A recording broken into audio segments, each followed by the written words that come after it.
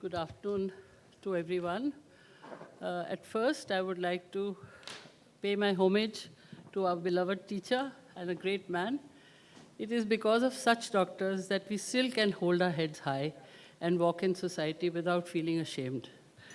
So I begin, and then I would like to thank Dr. Jayakrishnan and the Trivandrum OBGYN Society for having me here and giving me this great honor. I'm truly humbled. I'm truly humbled. Thank you so much. So the topic for today was basically how will the ART Act 2022 make a change in ART practice? I should have written, how will it make a change in infertility practice rather than ART.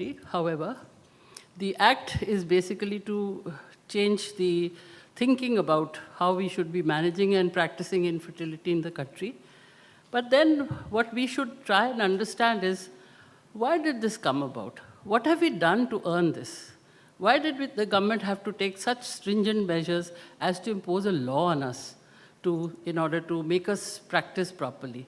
So let's just go over the history of what has happened in the last couple of years, maybe 2 decades now, and see what has led to this. So it was in the year 1978 that ART also came to India. We did not recognize it, but it was Dr. Subhash Mukhopadhyay who created the first test tube baby, which went unrecognized in 1978. And this was soon after the first test tube baby, Lucy Brown, in the UK. However, sadly, as is always happening in our country, he was unrecognized and he committed suicide. But then, later on, when the ICMR chief, Dr. Anant Kumar, TC Anant Kumar, happened to go through the files of Dr. Subhash, he understood and he realized that actually what he was saying was true. And the first baby was actually had been born in 1978. Interestingly, with gonadotrophins, and interestingly, it was a frozen embryo. So basically, it talks about the integrity, honesty, and principles of the ART specialists of those times. Dr. Subhash, of course, suffered, but then Dr. T.C. Anant Kumar really took great pains to give him recognition then. So this is the first generation, some of them, of the ART specialists that were there in the country. Some of them are still with us, Dr. Indira Hinduja, Mahendra Kochhar, Sadhana Desai, Dr. Selva Raj, and many more, Dr. Sati over here. So these are the pioneers of ART in the country. And of course, the first decade, 1986 to 1996, saw very limited knowledge about the subject, scant media coverage, select IVF centers across the country, no IVF companies to sell equipment and consumables, and only international pharma companies selling the drugs. So ART was practiced with sanctity that it deserved, as a pure science, honestly, consciously, and revered, with a consensus. However, in the 1990s, a sudden interest began in the subject. Many went for training abroad and some trained locally within the country. Consolidation in the form of ART societies started to happen, and we had the birth of ISAR and later IFS. A single doctor-owned ethical practices, mostly in the private sector, grew. New arenas were explored, and this gave rise to new subjects like stem cell research, molecular biology, bioengineering happening all across. There were great rapid advances in the field of reproductive medicine, and it showed we had additional applications like ICSI, PGS, PGD, laser hatching, third-party reproduction, and fertility preservation. So ART moved from the realm of just infertility to the fertile couples as well. So in the 2000s, with the rising infertility in the country, with opening of the economy, India saw the following changes: career advancements of women led by late marriages, competition work environment leading to increase in stress level, rampant urbanization without the requisite basic amenities, and increase in the pollution level. So the above factors contributed to the rising infertility in the country, and the number of infertile couples rose to about 30 million. There was growth in the IVF sector. India proved to be the favored destination for medical tourism, more importantly, the mecca for fertility tourism, and many treatment options were available here at competitive prices. So the IT boom resulted in the formation of numerous IVF websites, and infertility market reached a $5 billion in India. Hence, ART became a market. So from science, we moved on to becoming a market now. So again, there was a very interesting report by one of the IT companies, which actually changed the perspective of IT in India. And this actually said that ART in India was one of the fastest growing market in the world. And between 2001 to 10, IVF cycles grew at a CAGR of 27.9%, and the number of ART clinics grew at the rate of 25%. Media started to be misused, started carrying ART stories every day, blatant advertisements by IVF centers. We know all this, we have witnessed all this in our own practices. And so ART has become very controversial, and the ART specialist became tinted. From being a doctor, everybody started looking at us with suspicion. With all these advances, we moved away from ethics and science, giving way to new challenges and controversies. What were our challenges? There was a lack of organized practice. There were hardly any embryologists, hardly any clinicians. They were moving from one center to the another, and there are these roving embryologists going everywhere. No access to the best world-class clinical research. Then, of course, there were absolute challenges also within big hospitals, but because we could not churn out the same amount of money as cardiology or orthopedics, hence the infertility segment was looked down upon in large hospitals. Also, the availability of skilled and trained clinical manpower was deficient. So the scientific challenges were many. We wanted to improve our success rates, reducing multiple gestations, and shortage of gametes and subsequent gamete donation also. Health service controversies like access to services, affordability of services, and allocation of funds was a major factor. Therefore, the professional controversy began. There was lack of transparency, self-regulation, and surveillance. Social conflicts and controversies also began, giving rise to public trust in science, cultural and ethical concerns, reproduction and third-party gender issues. And so what happened is that the ART specialist changed course. Already ART was tainted, but we changed course again to meet these challenges. And what did we do? We started putting in too many embryos to have a better success rate. And this led to multifetal reductions and also consequent pregnancy losses. Similarly, because of shortage of gametes, we started to give gamete and embryo donations. Thereby, there was a very thin line between ethical practices and patients' desires. We were all being controlled by what the patient wanted, and so resulted in such pregnancies. There was nothing which is old in this country. Everything was just doing ART for anybody who came to us. The Human Rights Treaty of 1976 supported this because everybody has a child to reproduce and you cannot deny those charges to anyone. And probably the ART specialists of our country agreed to that and continued to do what was desired by the patient. So this brought about more ethical questions and medical risks to us. And then the biggest problem that happened was the coming in of surrogacy, which happened in 2002 because India legalized surrogacy in 2002. And ever since then, surrogacy centers became very, very rampant in the country. They were very looked up upon, and everybody started talking about surrogacy all the time. There was media reports, and Rent a Womb in India was basically a favorite tagline. Lots of people started coming to India for this. So therefore, what was the reason for this? Because of low cost compared to the West, relaxed laws, easy availability of donor and surrogates, world-class infrastructure, fine expertise, tourist destination, and there was no waiting list. And to top it all, an ever-ready ART specialist willing to oblige under all circumstances. We just would bend backwards to do anything for any patient. So that is why many times there was a breach in the law. There was hardly any law, but guidelines. We were not even answerable to our own conscience. So that is what led to all these things happening. And so ART became a low-hanging fruit. Just about everybody started to practice ART. Large chains came in. Every gynae became a self-styled ART specialist. GPs and gynae referrals increased, and MBS managing centers and large marketing teams came in. So the current scenario is the space is very fragmented. about 3,000 clinics as per ICMR in 2016, an average number of cycles of about 100 and 300, very few centers doing more than 1,000 cycles, individually managed, fewer are corporate public sector IVF centers. 95% is in the private sector with no insurance, no funding, fierce competition, cost cutting and competitive pricing with fabricated results to show each other down. With this kind of a background, ART in India unfortunately grew at a very, very wildly in the past decades. In our effort to make India #1 in medical tourism in the world, many of us had forgotten the science behind it. And there are so many who are still continuing to work ethically, scientifically, silently, without making a noise, but the noise is very small. And the good researchers also are there, but they have not changed path and have still become the pride of the country. However, the erosion of medical ethics has become a very, very big problem.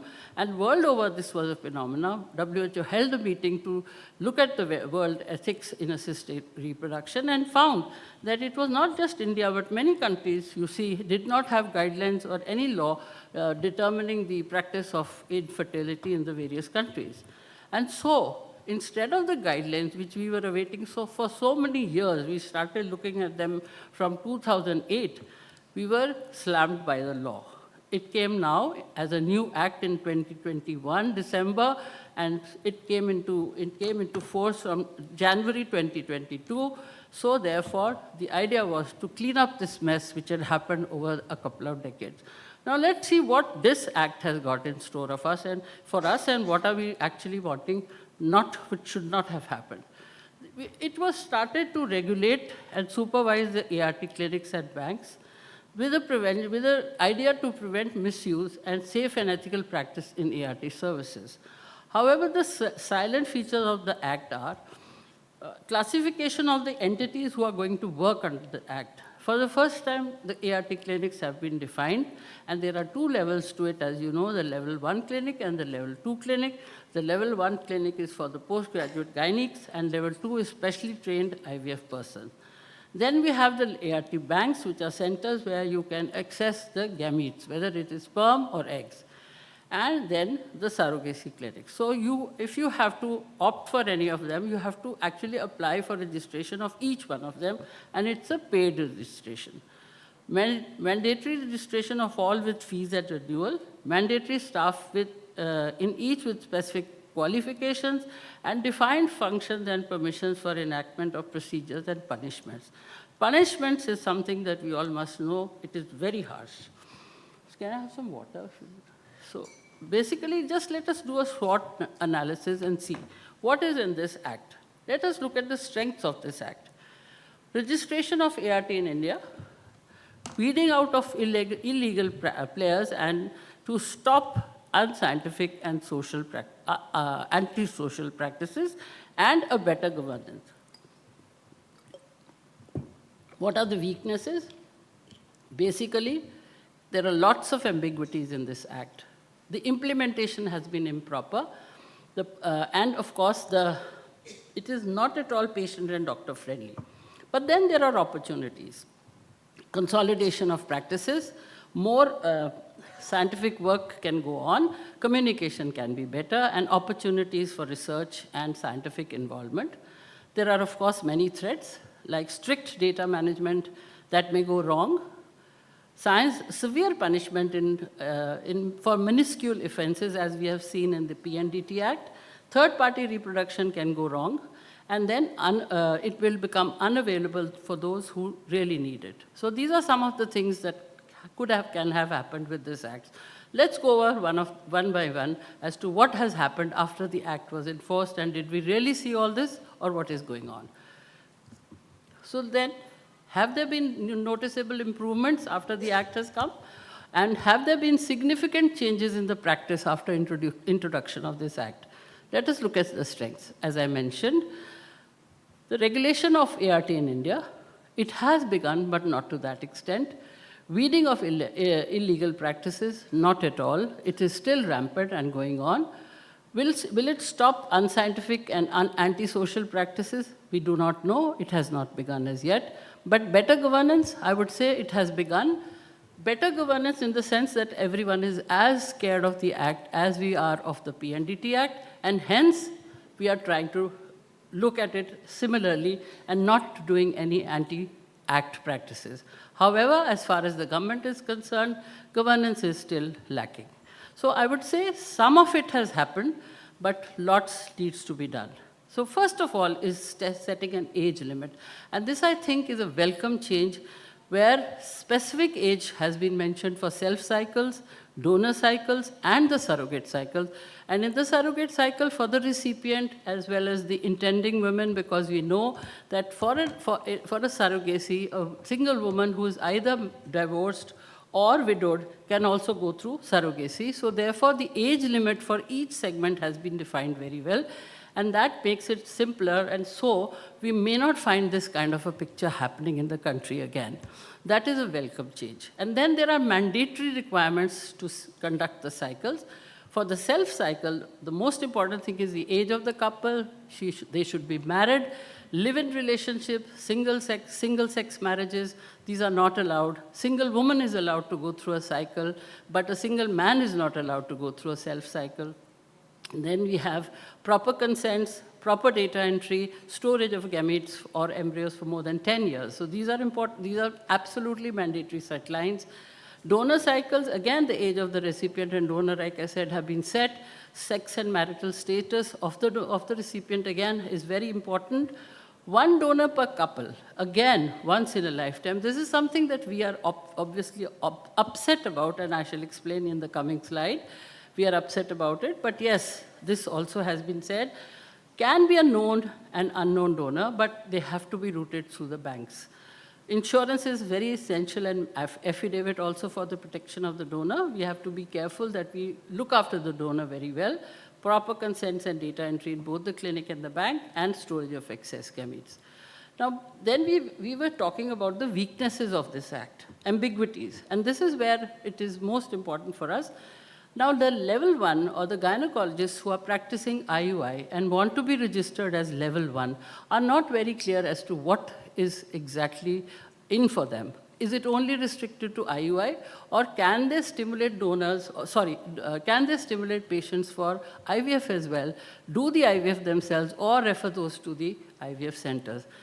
There is a lot of ambiguity over there. It is not mentioned in the Act. However, we interpret it as them being able to not stimulate for IVF, only for IUI, because the definition of the Act describes it as such. It says that any procedure which leads to handling of the gametes and taking out the gametes from the body of the woman is to be done only by level 2 clinics. Therefore, the level 1 clinics will not be able to stimulate the person, which is going to lead to an IVF. So anything which is leading to any specific procedure should be done by that particular center only. If it is leading to an IUI, you can stimulate with gonadotrophins, but if it is leading to IVF, it will not. So this is an ambiguity in the Act. This is my own interpretation, but I suppose the Act will sooner or later come out with it. Again, the identity of the international donors is not mentioned. How are we going to do that? Donors, both oocyte and sperm becoming expensive, and altruistic surrogacy is also very doubtful. These are ambiguities in the Act. Implementation is very, very poor. Health is a state subject, hence implementation by each state is done differently, and of course we are all going to be ruled by the board which is going to be set up over there. Complete is still not in place. Permission and registrations are incomplete and take very long for the patients. At the moment, there is utter chaos for third-party reproduction. And of course, it is not friendly to the doctor as well as the patient, because we lack in understanding these ambiguities. And also, there are lots of permissions and registrations that need to be taken for anything that we wish to do, maybe even transfer of gametes from one clinic to another. So here is the Act also comes with a very severe punishment on breaking any of these laws, and that is also a very big deterrent for us. So here is the National ART Registry. I took this from the board, from the website of the government, and you can see over here that 4,422 people have registered for ART clinics, and only 219 have till now been registered, which means that the implementation of the law is really, really poor. And of course, there has been no rejection. For ART Bank, 1,071 people have actually opted for ART Bank, which means they can handle gametes. But look at the number that has been actually registered, only 78. So for a country like ours, with only 78 ART banks across, it's going to be difficult to procure these donors and sperms. Similarly, for surrogacy clinics, 122. So basically, the implementation of the act is very slow, and I do not know how long it is going to take for all of us to be registered under this. So do you think the ART Act will impact the adoption of orphan children in the country? If so, how? So look at the threats. Third-party reproduction is going to suffer. It's already been hit. Many have opted out of it as either completely or only surrogacy. And third-party has become expensive for the middle class. So with an increasing number of poor ovarian and testicular reserves, third-party reproduction is becoming a necessity, and if not available, fertility rate of the country is also going to go down. But nevertheless, the for infertile couple, first of all, is really going to suffer, and that is why they will have to resort to something like adoption, and we do see that if third party is going to go down, then definitely adoption will increase, but then those laws will also have to be changed in order to make it a little more simpler for people to adopt children from adoption, from orphanages. So therefore, paucity of non-availability of donors, adoption may become a popular option. Opportunities, well, this has definitely begun. There is a merging of level 1 and level 2 practices. Many gynecologists are now merging with the IVF centers in order to practice both IUI and IVF, and referrals to both levels by undergraduates who do not qualify for any registration, and postgraduates also who do not want to register, they have also begun. So now we have clearly understood who has to do what, and therefore many of us are resorting to that according to the law. So this has actually begun, and I do see a lot of opportunity in this, with all of us getting together to do the right kind of practice. Definitely there will be an advancement in science with very little opportunity for greed.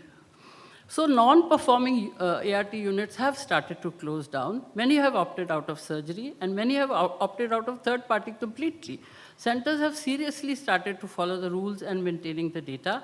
And in the incoming years, there may be a generation of great publication data from India. We may have our own data sets for everything. That is something which is very welcome. So is there a light at the end of the tunnel? I do see it. So what is presently lacking is that we do need a platform where our suggestions can be taken well and adopted by the country, by the government. And because basically we have a better understanding of this whole practice, and therefore we should be given an opportunity to see how we can practice it better. And more clarity is needed. Revision of ambiguous points is needed. 100% implementation must be done. Honest data management and ethical, transparent practices need to be started, because we all know that there are lots and lots of cases filed against the Act in the Supreme Court. I think this is the first time that some people have taken this action, and I think it will show results. Why? Because in Chapter 6 of the Miscellaneous ART Bill, which is the Miscellaneous ART Bill, if you notice, provided that no order shall be made after the expiry of 3 years. So for 3 years, we can suggest to the government what are the ills of this act, and if they think that it is proper, there may be a change. It will have to come through the parliamentary party again, or the parliamentary commission, but still it is possible.